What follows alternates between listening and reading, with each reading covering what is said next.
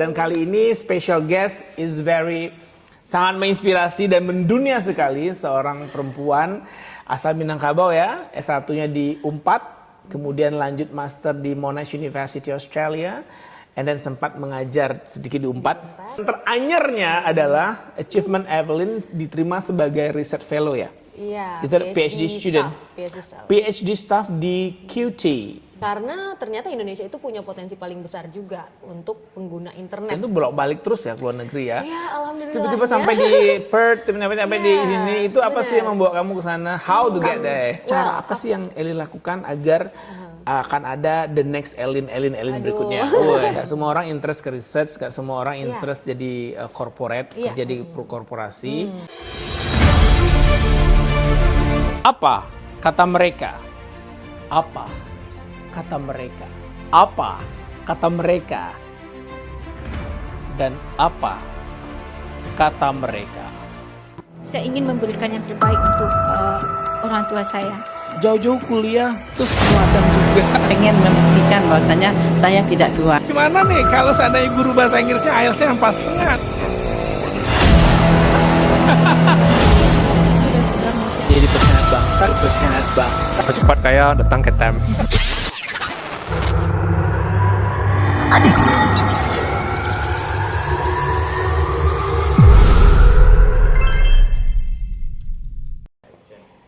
Hook, How to Lead, Connect, Engage, and Inspiring with Storytelling. Satu buku koleksi dari Ozi Banget, dan hari ini kita berkesempatan hadir di Ozi Banget Corner yang udah nggak familiar lagi ya, udah nggak familiar maksudnya, sangat familiar sekali ya bagi para timers di luar sana. Dan thank you so much, dan jumpa lagi dalam program Apa Kata Mereka. Yes, thank you so much. Dan kali ini special guest is sangat menginspirasi dan mendunia sekali, seorang perempuan asal Minangkabau ya, asli Minang, S1-nya di UNPAD, kemudian lanjut master di Monash University Australia, and then sempat mengajar sedikit di UNPAD. At the end, thank you so much UNP yang sudah akhirnya menerima Elin bergabung dengan semua kualifikasi dan kompetensi ya. Dosen UNP, dan banyak lagi achievement lainnya yang sempat juga ke Australia dengan program DBS at the time, DBI, okay. Dan juga ini tempat kita hadir di sini juga kalau orang Minang ya rata tangannya Elin sekete.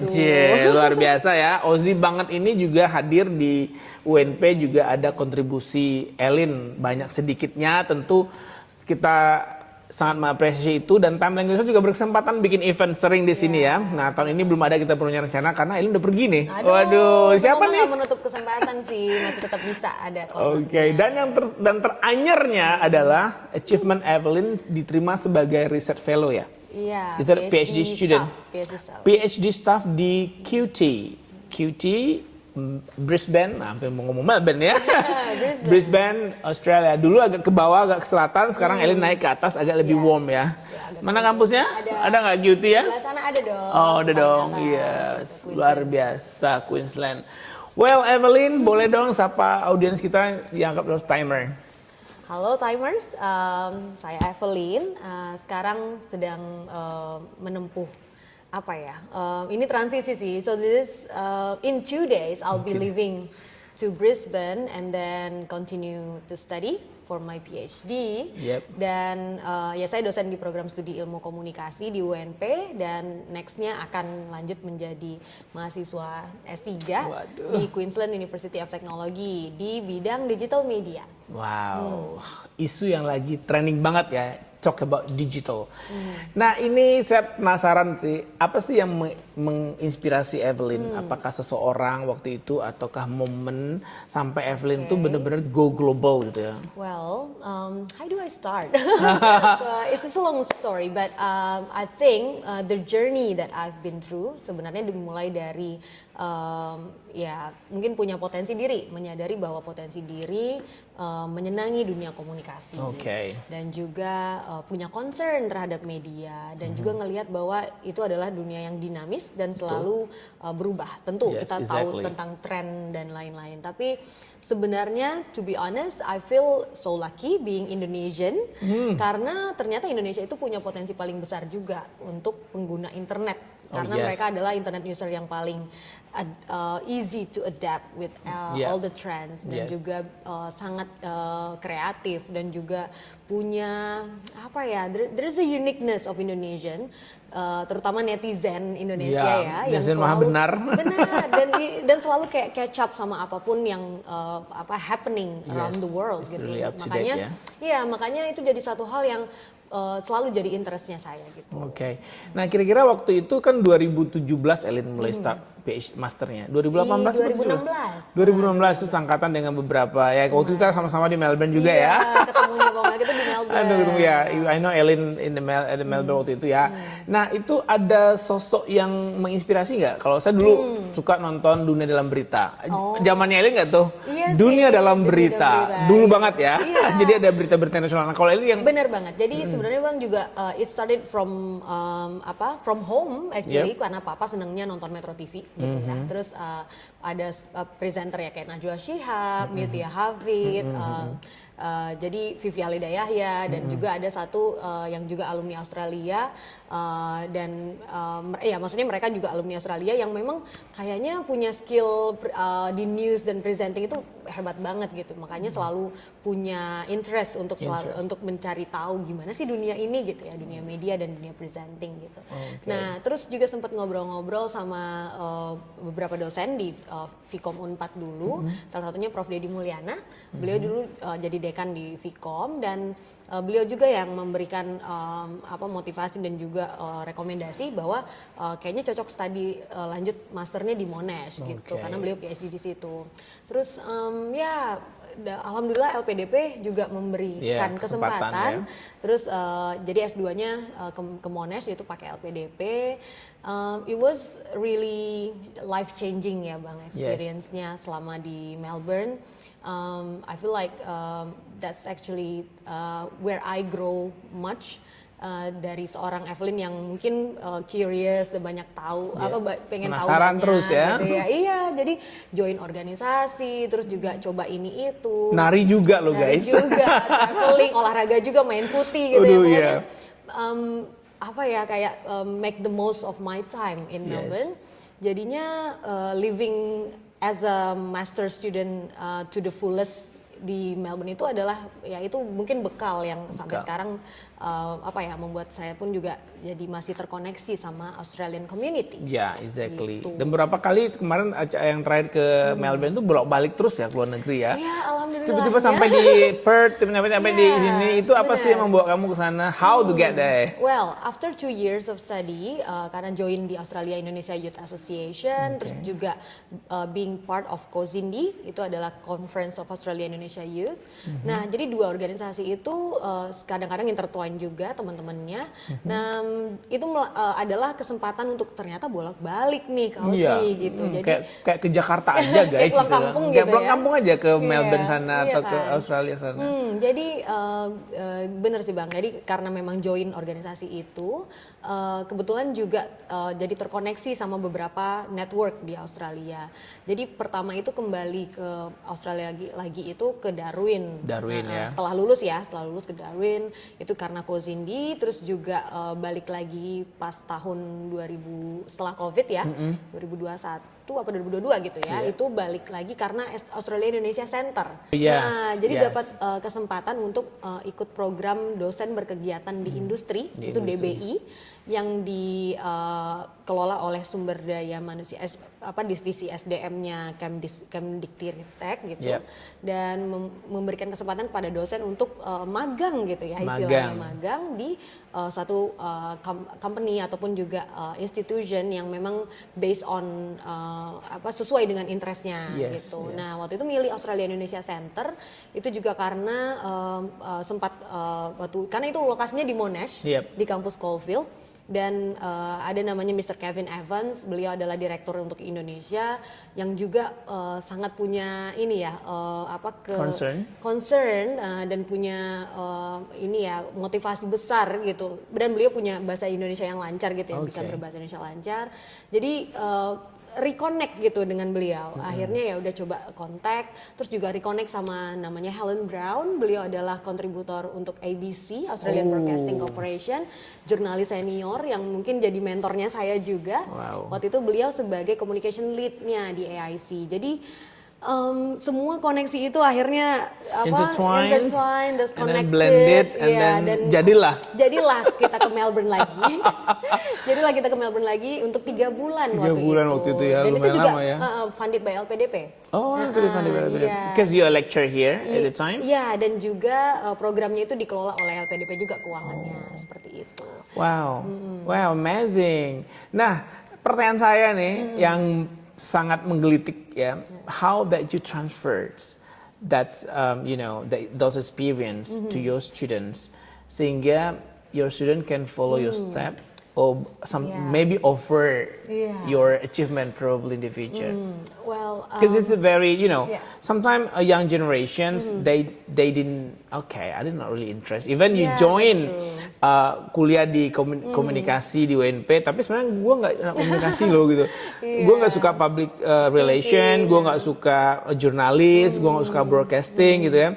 Tapi bagaimana seorang sosok Evelyn ini mampu menginspirasi dan melakukan cara apa sih yang Elin lakukan agar akan ada the next Elin berikutnya. Gitu ya. Jadi sebenarnya ngajar atau jadi dosen di era sekarang ini is very challenging karena mahasiswanya adalah Gen Z. Yes, betul. Ntar lagi Gen Alpha yang lebih gila lagi.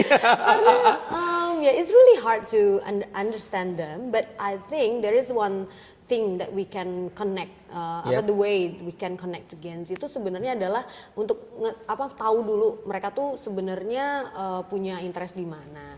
Kadang memang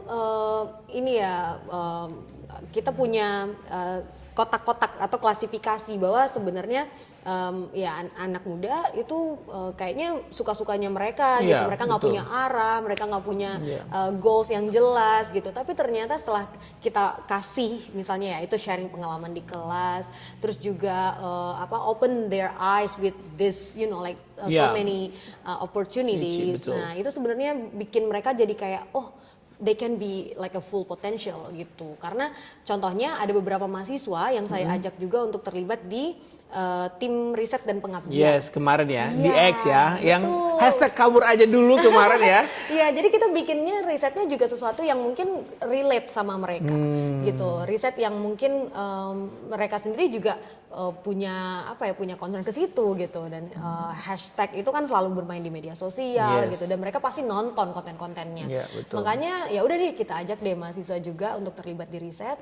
Terus juga kita bikin pengabdian yang kegiatan ke masyarakat gitu yang juga misalnya kayak pelatihan media sosial, terus juga kita kerja sama jurnalis media di Padang gitu. Terus itu bikin mereka punya pengalaman yang banyak dan mereka ngerasa kayaknya seru ya gitu. Sesuatu yang riset atau pengabdian itu kan itu akademik ya, dan juga ya mengelatih social skill juga, dan itu ternyata menyenangkan gitu. Ya, tapi faktanya kan nggak semua orang interest ke riset, Evelyn. Betul. Nggak semua orang interest ke riset, nggak semua orang interest jadi corporate, kerja di korporasi.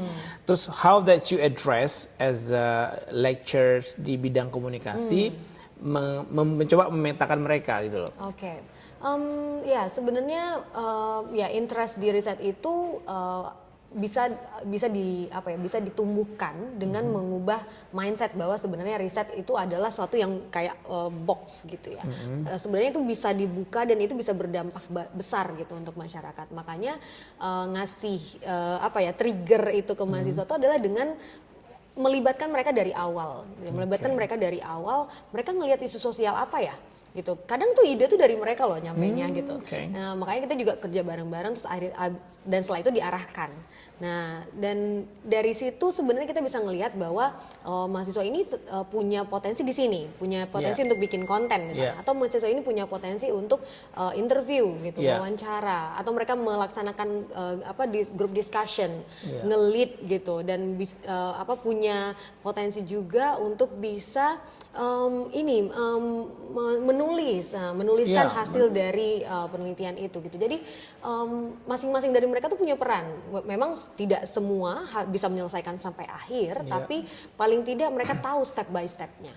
Ya, Gitu. secara job vacancy ya sebagai di dunia multimedia ini kan luas sekali. Kemarin saya coba kontak satu agensi ya, nanyain kalau you megang My Sosmed itu berapa? Itu tuh 7,8 juta loh per bulan, Elin. Nah. Hanya untuk 12 feed story and then stuff like that. And I thought, wow, that's so expensive for small medium Well, enterprise. That's an opportunity, right? Yeah, How you drag them to that way? Well, they know that their value, their value in apa ya di diri mereka itu adalah ya dari itu tadi, dari apa yang mereka dapatkan, pengalaman dan lain-lain. Tapi juga paling penting itu adalah skill gitu. Exactly. Gimana Copywriting. mereka? Ya. Beda AI kan sekarang. Nah itu Ideas juga ada challenge. nah, Tapi they can utilize it into yes. like a good paraphrase dulu ya. yeah. Jangan langsung di-kopas dari ChatGPT. Yeah, it's way more it's way more helpful. Tapi memang kita bisa lihat authenticity of the idea Yes, itu memang exactly. dari right from the person gitu. Makanya kemarin kita juga sempat di akhir tahun kemarin November tuh saya bawa beberapa mahasiswa ke Malaysia. Yeah. Kita itu sebenarnya adalah big achievement for me myself karena bawa satu rombongan gitu kan dan kita Berapa orang waktu itu? Ada 18 orang. Wih, banyak tuh, satu jamaah umroh kayaknya. Itu juga sebenarnya adalah dreamnya saya dan suami juga yang memang punya interest yang sama, punya goals yang sama juga bahwa kayaknya seru deh bawa mahasiswa opening their eyes dengan lingkungan yang baru. Yes. Ya, sekarang kan juga misalnya akses dari Padang ke Malaysia itu sangat mudah. Very affordable ya. Betul, affordable. Jadi kita fasilitasi mereka dan akhirnya mereka juga semangat gitu. Yes. Dan bahkan ada yang baru pertama kali naik pesawat gitu. Pertama kali keluar negeri gitu. Jadi even like having their own passport is like something life changing lah buat mereka gitu. Yes, Jadi yes. dari situ mereka pun juga jadi tahu wah there are more to see, there are more to explore gitu. Makanya perlu banget untuk bisa Perubahan orang seperti Elin ini ada. Ini kalau dijagain ya, Evelyn ini kalau dijagain untuk menginspirasi. Berarti perannya sangat relate sekali. Ternyata Elin udah melakukan banyak hal untuk menginspirasi mereka. Yeah. Nah, pertanyaan saya satu lagi, ini agak curious, ini muncul-muncul ya. Tadi dari banyak interview dengan orang-orang hebat ya, mereka rata-rata tuh meng-adjust ke Gen Z. Meng-adjust ke Gen Z. Itu beda dengan zaman saya atau zaman Evelyn, bahwa kita yang meng-adjust ke situasi. Iya, betul. Ini the other way around ya. The other way around. Ini apakah menurut Evelyn, ini kita harus menegotiate pada kondisi itu agar estafet generasi muda bangsa ini akan terus bertumbuh atau tapi 65% perusahaan seperti saya nih ya, I try to avoid Gen Z. Gen Z yang seperti apa? Saya lebih senang ngambil Gen Z yang hidupnya menderita. Karena dia tahu bahwa hidup itu pahit dan nganggur itu pahit dan kemiskinan itu pahit. Sehingga mereka mau untuk belajar meng-adjust kepada standar kita. Tapi Gen Z yang hidupnya very sandwich ya. We can say sandwich generation. Orang tua kaya, bapak mak kaya, les dibayarin semuanya, transportasi nggak order Gojek. Sehingga resiliency. Nah, resiliency dan value itu kan sangat tinggi. Mereka manja gitu yes, ya. exactly. And do we need to consider that? Lower our standard, and then kalau kita naik turun gitu ya kalau bahasa Minang ya, kalau nawari pasar negotiate. Do you think that's important at the moment, essential? Yeah, to find like a balance between accommodating Gen Z needs dengan what we need. Itu kan sebenarnya it's the keharusan especially in this economy gitu kan. Karena memang kita ngerasa bahwa we can do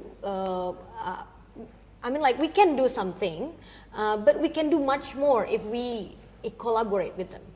Ya, karena mungkin banyak yang ngerasa bahwa kayak susah banget ya jadi dosen sekarang gitu ya. Iya, apalagi dalam Gen Z. Saya bisa berapa kali diundang sebagai dosen tamu di UNP. Betul. Kayak mau gondok gitu loh melihatnya. Iya. Exactly. Lucky that I only 2 meeting one semester. Kalau meetingnya 16, bisa makan hati gitu ya. Satu orang mati satu hari ini gue bilang. Mati karakternya gue bilang. Karakternya. Iya sih, karena memang sangat mudah juga mematikan karakternya Gen Z gitu Yes. kan, karena mereka yang mungkin resiliensinya rendah Too tadi. fragile ya. Too fragile. Tapi they have their own uniqueness karena mungkin secara karakter generasi mereka juga punya generasi yang paling absorbent, Yes, skillnya tuh cepat exactly. gitu. Jadi Yep.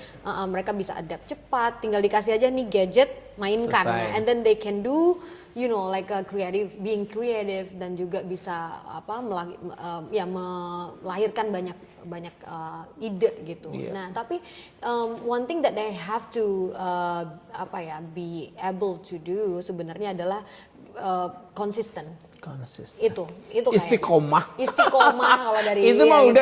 udah Iya. kajian dari zaman ke zaman, itu nggak Iya. akan lepas, harus Iya, istiqomah. benar. Jadi being consistent and then committed to their work itu sebenarnya adalah itu yang paling harus dilatih banget dari seorang Betul Gen Z. sekali. Yang mungkin itu pun juga harus reflect on us gitu kan. Do we commit to train them? Do we commit to to Aduh, kayaknya gue tertusuk deh. Iya, Bang Melki sebagai mentornya saya juga. Aduh, Sebenarnya kayak ya. gue tertusuk deh, Lin. Apakah aku komit juga akan mempertaruhkan Gen Z ini? Iya kan, Aduh. even I sometimes question myself Oh, gitu yeah, kan, kayak that's hard. do I capable of being mentor gitu kan, karena menjadi dosen bukan hanya kayak ngajar, it has to be like kayak mentor, kayak kakak gitu ke mahasiswanya, kayak ya sedekat mana sih kita bisa approach mereka gitu, karena ya kalau untuk masalah nilai mah gampang. Mungkin mahasiswa saya juga tahu kalau saya tuh punya standar tersendiri untuk nilai, tapi I can value them from different way gitu. Yes, Dengan keaktifan di exactly. kelas, dengan gimana mereka bisa interaksi, terus juga mereka bisa punya network yang luas dan punya potensi yang lebih dari being in the class gitu Yeah. kan. Mereka bisa lebih lagi di luar kelas. Makanya sebenarnya justru jadi dosen sekarang itu asik sih. Asik ya? Yeah, I feel. Okay, I will try. I will try. Yeah, actually I feel sad of being away from campus. Yeah. Maksudnya dari UNP for years, hopefully gitu. Tapi probably I can gain more knowledge, I can gain more experience to be yang nanti akan saya share di kelas nanti. Yes. Tapi I can wait for myself Of course, to see yeah. apa yang nanti akan Menambah ilmu kanuragannya, betul. jurusnya, nanti Jurusnya. jurusnya dibawa pulang ke Indonesia. Iya. Benar, bawa pulang nih, nggak kabur aja dulu nih. Insya Allah pulang. Udah terbukti guys, udah terbukti pas S2 pulang dan mengabdi, nggak tiba-tiba dapat kesempatan langsung kabur. Well, I open to any opportunity gitu kan. Opennya tuh ya misalnya kalau nanti ada tawaran postdoktoral atau Yes. apa boleh. Tapi pulang dulu. Still masih kayak connected to home masih Yes, ya. yes, Dan exactly. sebenarnya juga kenapa ini sedikit tentang riset S3 yang nanti akan saya lakukan itu lebih ngeportray bagaimana sih media audience. Nah, jadi Digital Media Research Center nanti tempat saya akan PhD itu ada grand research besar yang di bawahnya itu adalah portray to see how the media landscape media use in Australia. So I can do the same thing maybe in Indonesia untuk bisa melihat bagaimana sih sebenarnya perkembangan media digunakan oleh audiens di Audiensnya. Indonesia gitu. Okay. Jadi I can see myself still exploring that area.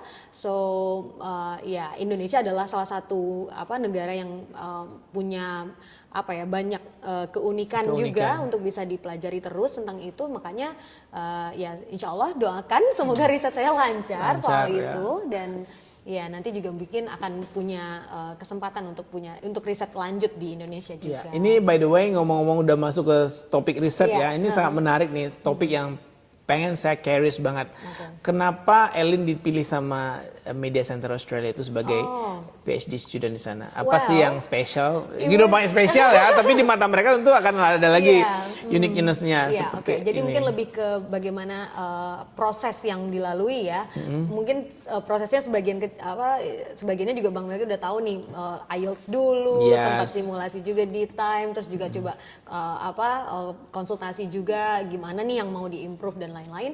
Dan sebenarnya key-nya adalah IELTS sih. Kunci Jadi, Inggrisnya kuncinya IELTS ya. IELTS ya. Ya ke Time Language Center kalau gitu ya.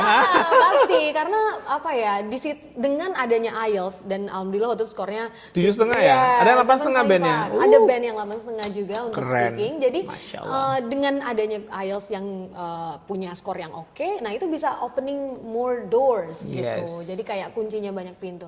Jadi akan bisa apply LPDP, apply ke beasiswa AS, manapun, AS dan kampus. lain-lain. Ini bentar lagi juga AS akan buka ya. Ya, 1st of February. Jadi dengan adanya IELTS itu jadi makin pede. Oke, kayaknya memang punya modal nih gitu Yes. untuk bisa lanjut. Dan ada vacancy yang ditawarkan waktu itu di QT dan to see the requirements is really relate gitu ke backgroundnya saya juga.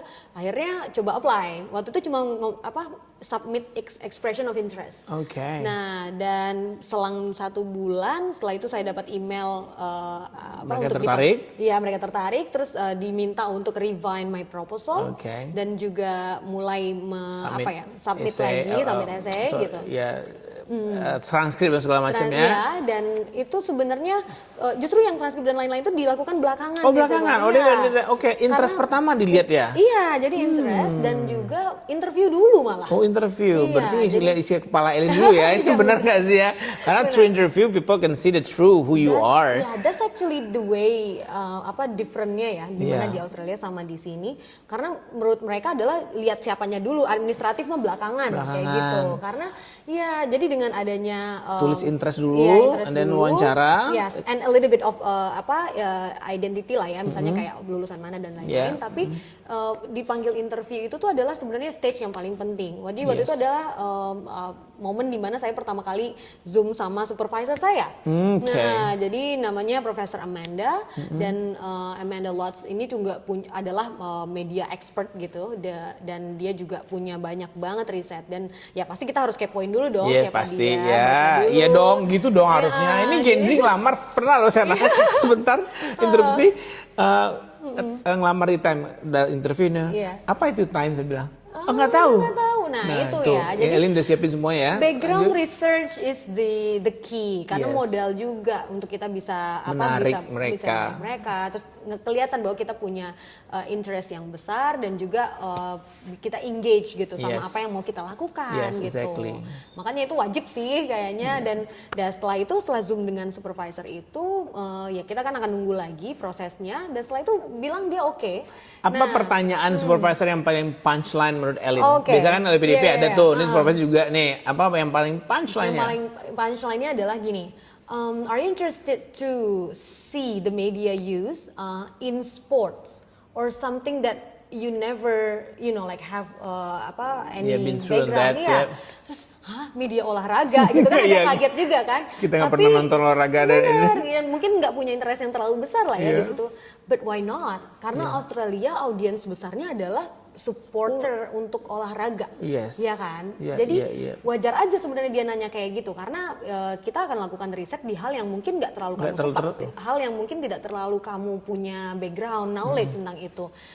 Dan siap nggak gitu? Kan pasti ditantangin gitu Yes. karena kadang orang Indonesia terbiasa memilih topik riset itu tentang apa yang ada di Indonesia juga gitu. Iya, Misalnya, betul. dan dia nanti pulang ngambil data di Indonesia lagi Iya, atau betul. nanti di Padang lagi. Tapi kita nggak pernah tuh ngerasain bahwa kenapa kita nggak riset di sana Iya. kayak gitu. Kenapa kita nggak coba lihat Diversity Australia. diversity audience yang benar-benar multicultural di Yes, situ. exactly. Dan ya bisa saja sebenarnya kita juga connect ke diasporanya Indonesia di Yep. situ gitu. Yang being part of Australian, what Yes. made Australian itu kan sebenarnya orang-orangnya. Orang-orang yang ya itu, betul. Makanya ditantangin itu sih sebenarnya, Bang. And you say yes, I do. Yes, gitu Why kan? not? Why not? Bring gitu. it on, bring it on. Iya, karena memang nggak pernah dikasih kesempatan mungkin ya untuk bisa ngelihat Australia from different perspective. Yes, always dari kacamata akademisi. Iya, gitu. Kalau saya lebih ke rakyat ya, karena Iya. kerja di pasar gitu ya. Di Aldi, Iya kan? food store, so I can see different people, different culture, Iya and you just kan? academician. Makanya bener sih, makanya kayak being in Australia, kenapa nggak kita lihat juga bahwa sebenarnya mereka punya komunitas besar untuk Iya. pecinta olahraga. Mereka bahkan punya national holiday hanya untuk main footy gitu kan, Yes. game grand final apa gitu. Makanya they're big audience of sport and they're like a big fan of sport. Yeah. Makanya kita juga ditantang ya, kita harus lihat mereka penggunaan media sosialnya Ya, seperti luar biasa ya. Ini poinnya adalah kamu juga harus cari tahu dan juga siap. Nah, tadi sebelum pagi saya baca buku ini pas banget nih ya, walaupun sebentar ya. Ini tentang storytelling. Nah, media itu kan relate banget. Jadi dunia nowadays, if you become a great storyteller, you will can hold the world. That's correct. And how the media will address that through scene-scene-nya itu gimana? Yeah, I think I have a soft spot for storytelling karena mungkin dari mahasiswa yang kenal saya pun juga malah mereka lebih minta kayak, Bu cerita aja Bu di kelas cerita gitu kan, cerita apa gitu ya, kayak I think you have like a lot of story to tell gitu, makanya mereka pun juga jadinya engage gitu dengan saya juga. Tapi memang storytelling itu adalah poin juga untuk digital media, karena ya the way you wrap the message gitu, and then through the frame, through the macam-macam kan. Betul, karena ya poinnya komunikasi adalah how to the message to get through gitu kan, gimana itu bisa sampai, bisa dipahami, bisa dimengerti oleh audiens, dan storytelling itu adalah salah satu cara yang paling efektif gitu untuk bisa menyampaikan pesan itu. Gitu. Dan itu nilai bisnisnya luar biasa. Iya. Contoh ya, Ellen bisa men-storytellingkan dalam media sebuah keripik balado yang rasanya luar biasa, dan itu dimediakan dengan baik, di framing dengan baik. Kasih visual yang menarik. Akhirnya gitu ya. orang menjejeh Selero mencari, akhirnya beli itu produk. Nah, begitu kekuatan media, apalagi digital, bisa diakses through your pocket, through your phone.